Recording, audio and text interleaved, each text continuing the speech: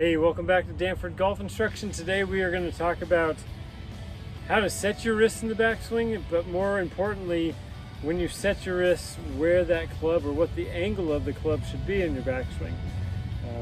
So if you haven't already, make sure you subscribe to our channel. Leave us a like, leave us a comment. All those things really help us kind of get out to the world a little bit more, so we always appreciate that. So we're going to go talk about the wrists and the angle of the club.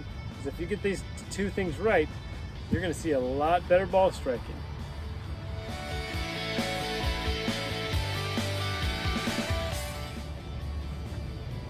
So how do we set our wrists and what angle should the club be? Basically, as we start to take it to the top of our golf swing, that's our subject today. That's what we're going to cover. The first thing, the wrists should hinge more up and down. Okay, we're not going to see a lot of wrists hinge backwards, anything like that. Okay, so the first thing you need to kind of understand is this is how our wrists should hinge in the golf swing. Okay, from there, all right, let's say we take it back to our position number 2. All right, or our club is parallel with the ground, club face looks like in a good angle, everything's good there. I see some mistakes where people just keep on, they might be perfect there and they keep on turning and the club starts to get shallow behind them, gets really behind them, and they do two things. Either we try to correct it, get the club back in front of us, and we come over it, we get steep, we hit our toe shots and our slices, or I see a lot of people stay here and then they stay behind it, and I see them hit a lot of blocks and a lot of block hooks. Okay, and that's, I mean, it's not bad. There could be worse things than blocks and block hooks, but it's really easy to fix.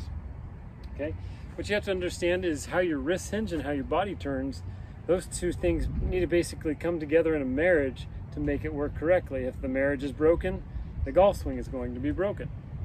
Okay, so when you get it to that position 2, all right, if you just set your wrists straight up, all right, and you quit turning, you're going to be super steep. You're going to struggle with a lot of blocks, a lot of hooks, lots of different stuff. Okay, because you didn't keep on turning. All right, so the turn and the set, they need to go together.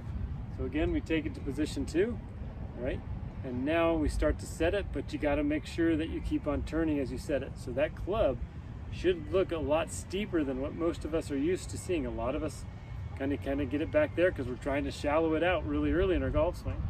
All right, so we want it to get kind of steep there, but we got to make sure our chest is turning, because then when you get to the top, it's much easier for the club to shallow.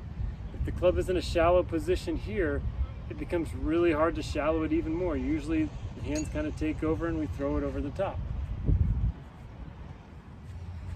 Now when we're talking about this marriage of the perfect turn and the perfect wrist set, okay, other thing I want to make sure that you're not doing incorrectly. Let's say we're turning really good here and then we're setting our wrists and we're starting to get into that reverse tilt. Okay, make sure that you stay away from that. So the shoulders need to make sure that they are staying on the same good path that we would normally see. Right, you just need to learn how to set your wrist along with that good shoulder turn. So always practice that position 2, make sure everything looks good, and then just keep on turning your shoulders. Let the wrists, the right arm, set that club a little bit. You might consider it steeper, okay? But you're going to notice when you get it there, as long as you turn, your hands are still going to be kind of in a deeper position, which we like. We like to feel like the hands are kind of off of the right butt cheek or pretty close to it, right? But then my hands are still in front of my chest, which is also something that we like to see, because then on the way down you can drop it right back in front of your chest and really cover the ball and make really good contact.